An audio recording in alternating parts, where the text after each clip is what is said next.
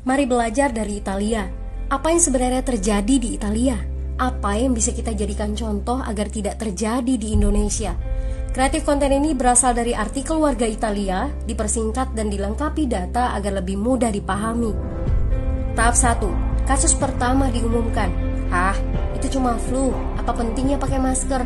Orang-orang ini cuma lebay. Saya kan sehat, gak bakal ketularan. Gak usah panik lah. Tahap 2. Jumlah positif COVID-19 mulai naik signifikan. Cuma beberapa yang kena. Yang meninggal pun hanya orang-orang tua saja yang emang udah punya penyakit. Hidup seperti biasa aja lah. Pacaran, nongkrong bareng temen, jalan-jalan ke mall, tetep lanjut. Tahap ketiga. Jumlah kasus meningkat dengan cepat, berlipat ganda dalam 1 hari. Tingkat kematian pun bertambah. 7 Maret, lebih dari 5.000 kasus positif COVID-19. Zona merah diberlakukan di Italia. Wilayah yang dikarantina hampir 25% dari luas Italia. Sekolah dan universitas tutup, tapi tempat kerja, bar, dan restoran masih buka. Sementara itu, 75% wilayah lain masih menganggap enteng COVID-19. Anjuran mencuci tangan ada di mana-mana, tapi sekadar anjuran dan tak banyak yang melakukan. Tahap 4. Jumlah kasus meningkat pesat. Sekolah dan universitas ditutup selama sebulan. Darurat nasional pun diberlakukan.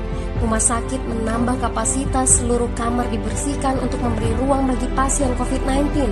Tapi tak ada cukup dokter dan perawat.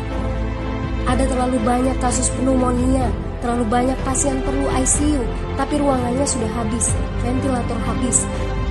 Pada titik ini seperti kondisi dalam perang. Dokter harus memilih siapa yang akan diobati berdasarkan peluang bertahan hidup. Itu berarti pasien lanjut usia dan punya penyakit bawaan seperti hipertensi, diabetes, stroke tidak masuk prioritas karena tidak ada lagi ruang. Sistem layanan kesehatan seketika runtuh. Tahap 5. 9 Maret mencapai lebih dari 9.000 kasus. Seluruh kota Italia lockdown. Orang-orang bisa pergi hanya untuk keperluan darurat dan dalam pengawasan ketat. Semua bisnis masih dibuka karena jika tidak, ekonomi akan runtuh. Itu kebijakan pemerintah. Mulai ada ketakutan, orang-orang mulai memakai masker dan sarung tangan.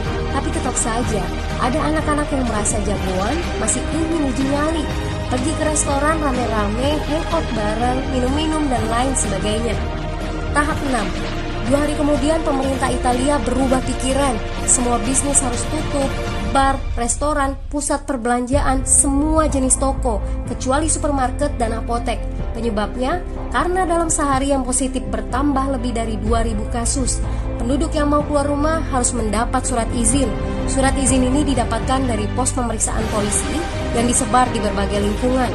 Yang melanggar bisa kena denda 3,3 juta rupiah.